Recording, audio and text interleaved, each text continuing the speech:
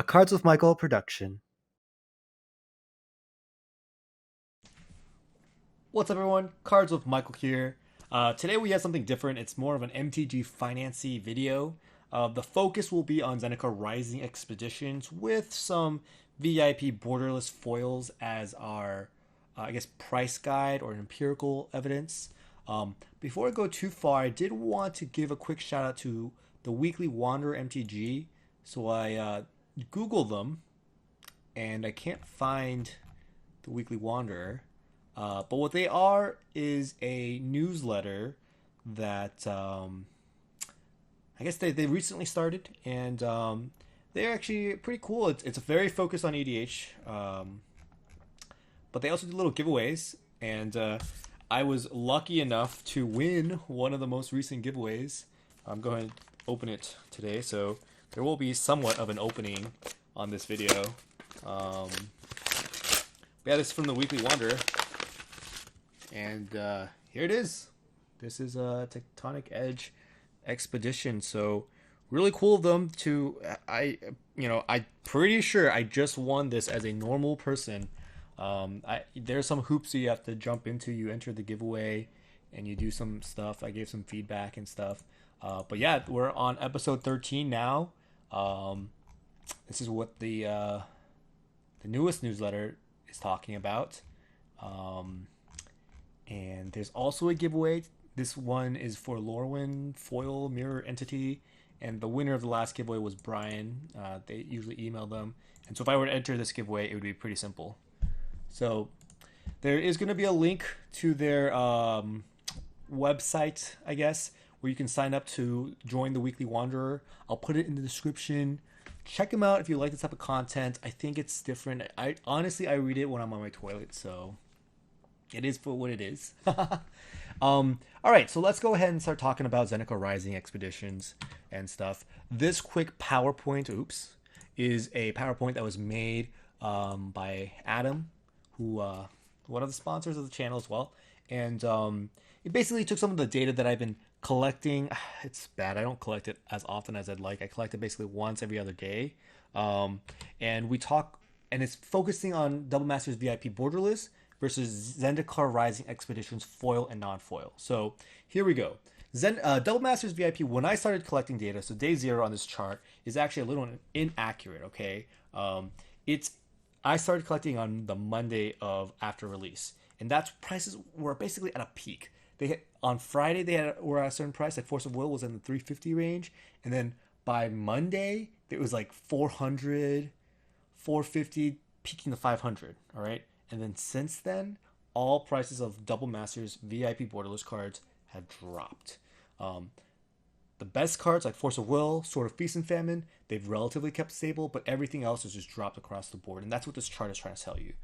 Here's the gray line indicating all the Double Masters cards, right? And then here's a blue line. So at first, they weren't too bad. In fact, even a couple weeks ago, there was this weird stabilization, appreciation, mainly Feast of Famine, Sword of Feast and Famine.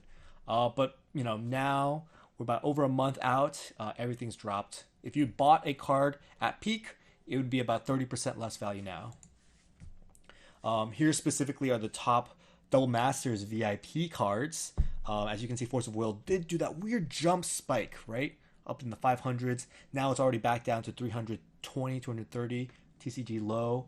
Sword of Feast and Famine did a late spike later, going up until the 130 range, and now it's kind of back in the 108 range.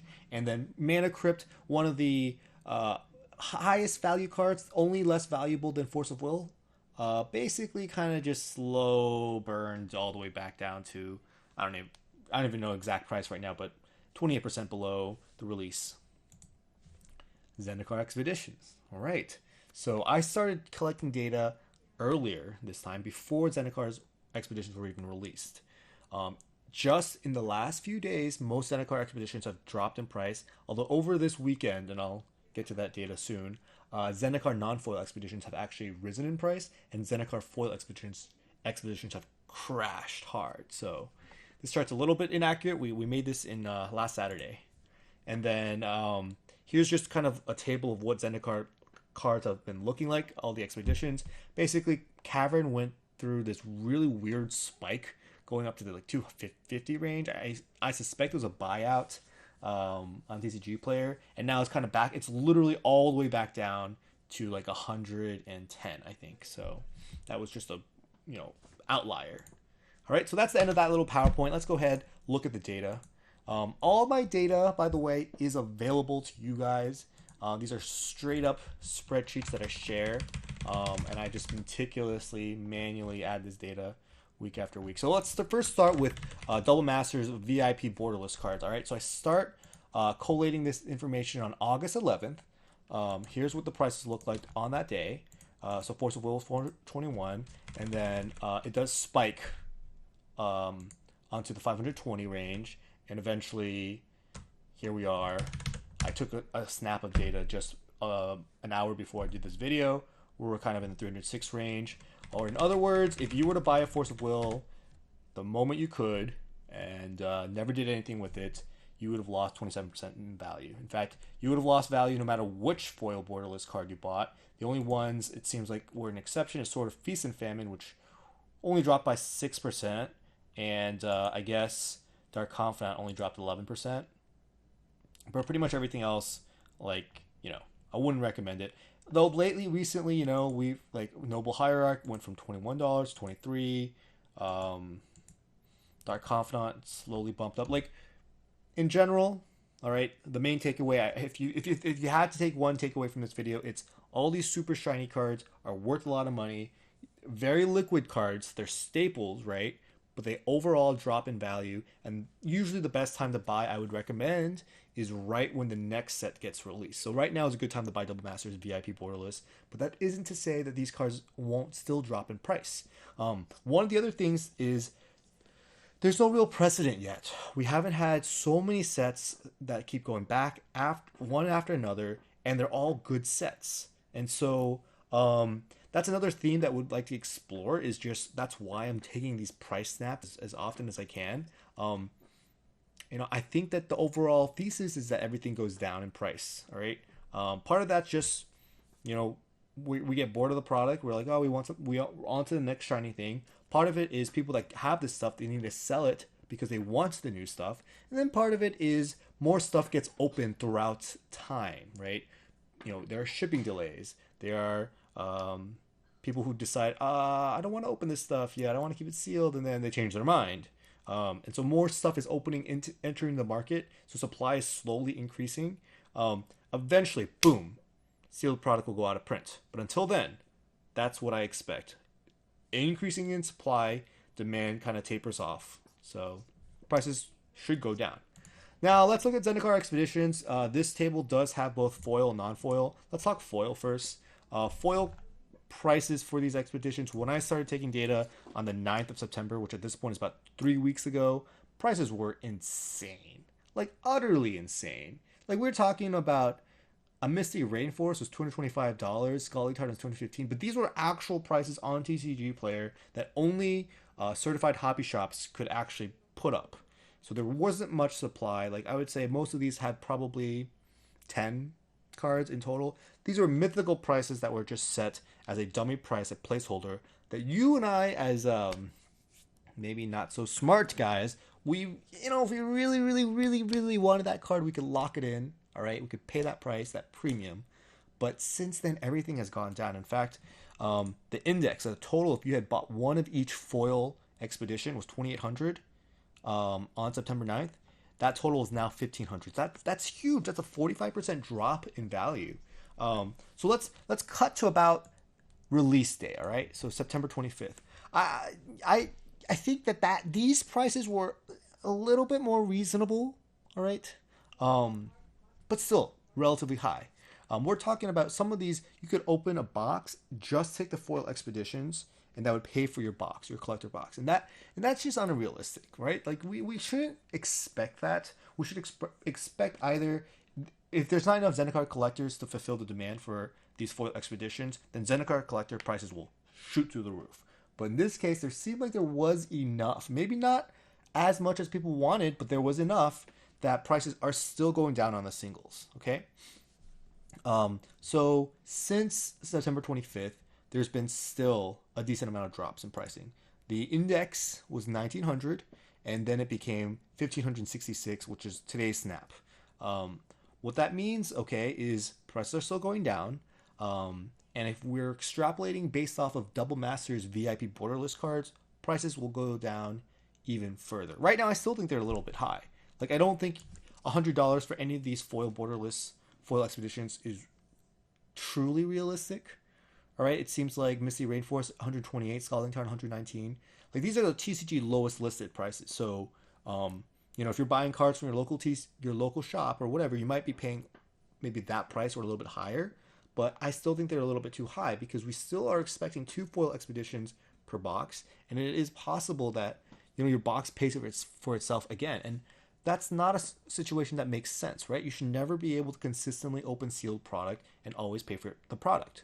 Now, that being said, collector boxes are gaining this reputation for just being so chock full of value that on release week, even now, honestly, even through this week and mainly through most of next week, I still expect that Zendikar collectors, if you're opening on the level of a case, like at least 6 at a time, maybe a master case, at least 24 at a time, and you have a really good sales outlet, you're vomiting out sales on TCG Player, you should still be able to make a profit, okay? But that doesn't mean, go ahead and do that. If you and I, as simple guys who just, we want to buy one box for fun, don't expect to make a profit in that sense, right? Like, you have variance going against you, and you have to sell these cards to actually make money. Okay, so let's look at non-foil, because I actually find it a little bit interesting. So over the weekend, non-foil has actually gone up across the board. And I actually think that's really, really interesting. So because the only reason prices go up on TCG Player, all right, there's 2 ways that can happen. One, sellers that have listed cards take their listings out. They're like, I don't want to sell anymore. All right, that doesn't happen very often. Okay, sellers don't do that very often. Most people who put a card up, they're looking to sell it. The only other way for prices to increase are people are buying them. People are buying these non-foil expeditions, and it's not hard to see why. Look at the prices on these non-foil. So let's jump back. The foil Misty Rainforest 128, non-foil Misty Rainforest 62. I'm not saying that that's a low price. Okay, that's still a relatively high price, but it's like compared to the Misty Rainforest price for the Modern Masters 2017 one, it's lower than that. And so, it's arguable that these expeditions have cooler art, are prettier, and so it's not hard. It's not hard to see why these have gone up. Now, will these stay this high? Will they sustain this, this relatively moderate 4% jump?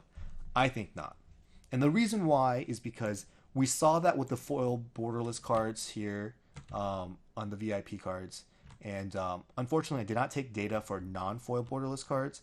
But look, a lot of these cards did do a bump. So Avacyn, right? We started at 96, dipped down to 90, all right? And then we dipped back up to 95.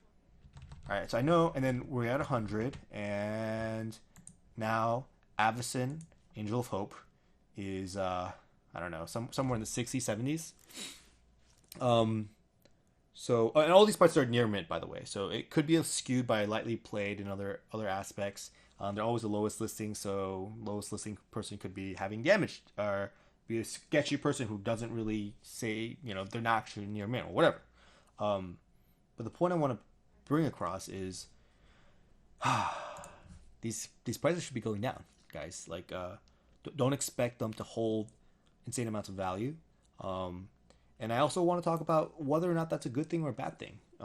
Personally, I don't think it's a bad thing. I think there should be a reality check that most Magic players should have at this point, which is, look, cards like this, super cool, super nice, love to put them in decks. Initially, there is this arbitrage opportunity to sell them, make a profit, right, from opening sealed product, but that shouldn't be something that is always the case. That shouldn't be something that we can rely on, and that certainly shouldn't be something that should be like a business model or anything, because it just doesn't make sense economically. You open sealed product, and then sealed product, the singles are worth more than sealed product. Like, that can't keep happening. And it's weird to me that, you know, there's a lot of players who open sealed product and they're like, oh, I didn't get my money back. Guys, like, that's not what should be happening. Like, you know, if you do get your money back sometimes out of luck, it's awesome. And there are a lot of boxes out there that the EV is close to what the market price for the boxes are, but it should never be over it, right? Because anyone that's able to calculate that will just start buying up those boxes at that market price, selling those singles, and eventually you're going to have that equilibrium again, because when that person's selling the single prices will drop, and the person buying those boxes will increase the price of the boxes. Like, something has to give, you know? All right, so with that being said, that's all I got for today's video. I just wanted to show you some of my data. You're welcome to take this data, use it as you will. The links are going to be in the description below. If you guys enjoy this type of content, give it a thumbs up. Subscribe to my channel if you really, really want to see more of this type of stuff. Leave some comments in the feedback as feedback, and also just to encourage me to do this type of videos if you think that it is in any way helpful. And guys, I'll see you on the next one.